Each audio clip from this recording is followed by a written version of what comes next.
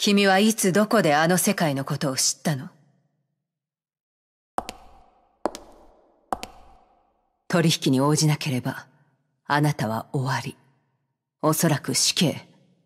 だから正直に答えて。すべてが真実か。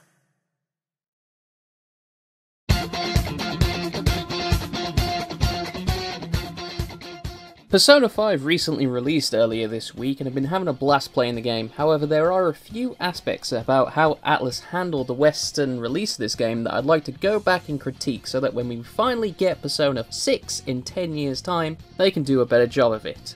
First thing I'd like to talk about is how long it took for the Western release to finally become available to us. There were delays upon delays, and the game was officially announced back in 2013, and we didn't hear anything about a Western release until much later. When gameplay trailers finally released in 2015, everyone was excited because, for all intents and purposes, the PS4 had a very small library of games. And everyone was dying to play a big, over-the-top JRPG.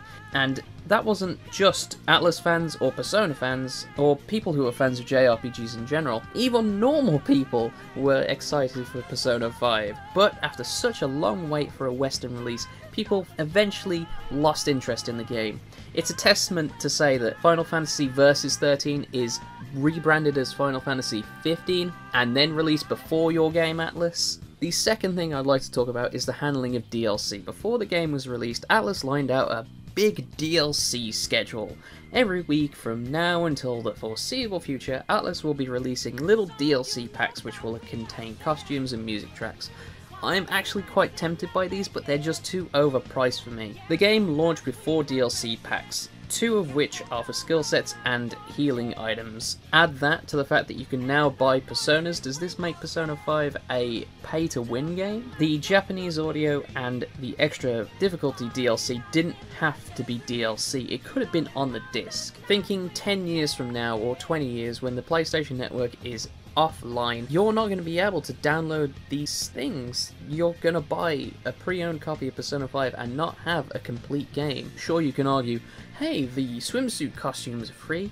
Yeah, well, they were free in Persona 4 and Persona 3, and I didn't have to wait 20 odd days for Atlus to give me the privilege of playing with them. The last thing I want to talk about is Atlus's handling of streaming and gameplay footage of the game. Atlus has cracked down saying they don't want people streaming or revealing gameplay footage of this game for spoiler reasons. That's all well and good, Atlus, but when the game has been out in Japan for months, I can go ahead and Google the ending of this game. You're not saving anyone from spoilers from doing this. All you're doing is limiting the amount of people who are exposed to your game. And when you're a niche Japanese RPG, you need all the help you can get.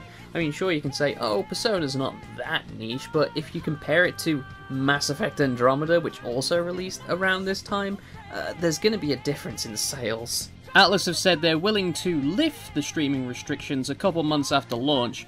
However, the most important time of a game's life is the first couple weeks, if not days, after its release. I want as many people buying this game as possible so that Atlus sees a return on their investment, and so they are more likely to get a Western release out faster and make more games, basically. Is it ironic that the whole game is about being a rebel and fighting against social injustice and standing up for yourself against people who have perceived higher social status than yourself, and yet Atlus is here telling people, no, we will tell you how you enjoy your game, sir. I mean, do I need to become a phantom streamer in order to play this game?